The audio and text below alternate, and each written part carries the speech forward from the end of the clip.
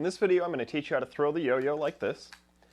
And I know that when we all first get our yo-yos, we may actually feel really good about ourselves if we can just make the yo-yo go up and down like this. But honestly, if you're trying to learn tricks, that just isn't going to cut it. So if you want to get a good throw and ultimately a good sleeper, what you need to do is learn how to throw the yo-yo the right way. But before you can learn how to throw the yo-yo the right way, you need to learn how to hold it properly in your hand.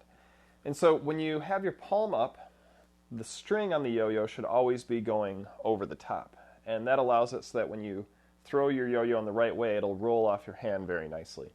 If you have the yo-yo in your hand backwards and the string is going underneath, when you try to throw it, a lot of times it will come off crooked, especially when you're first learning how to throw. And if it comes off crooked, then it's going to go and it's going to start spinning out at the bottom of the string, and you're going to be like, oh, why is it always doing that? It's probably because you're holding the yo-yo upside down.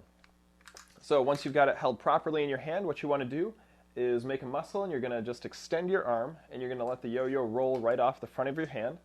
As soon as it hits the bottom, you want to turn your hand over to catch it, and it's as simple as that. Now, if you want to get a little bit more power out of your throw, which you'll want to do, especially if you're trying to make the yo-yo sleep, is you can actually lift up your elbow, and then when you drop your elbow, that gives it a lot more strength, a lot more power, it'll put a lot more spin on it. So one of the problems that you're going to experience when you start throwing the yo-yo harder, especially if you're trying to make it sleep, is that the harder you throw it, the more that the yo-yo is going to want to bounce when it hits the bottom of the string. And this is going to cause you problems because if it bounces, that'll put slack in the string, and that'll make the yo-yo come back as opposed to sleeping, which is what you want. So what I've learned to do is when I throw it, you'll notice that my hand goes up and down just a little bit right as the yo-yo is about to hit the bottom of the string. And what I'm doing there is I'm cushioning the yo-yo so that it doesn't bounce when it hits the bottom. And when you cushion it just right, and it takes a little bit of practice, but it's not too hard. When you cushion it just right, then it doesn't bounce when it hits the bottom of the string.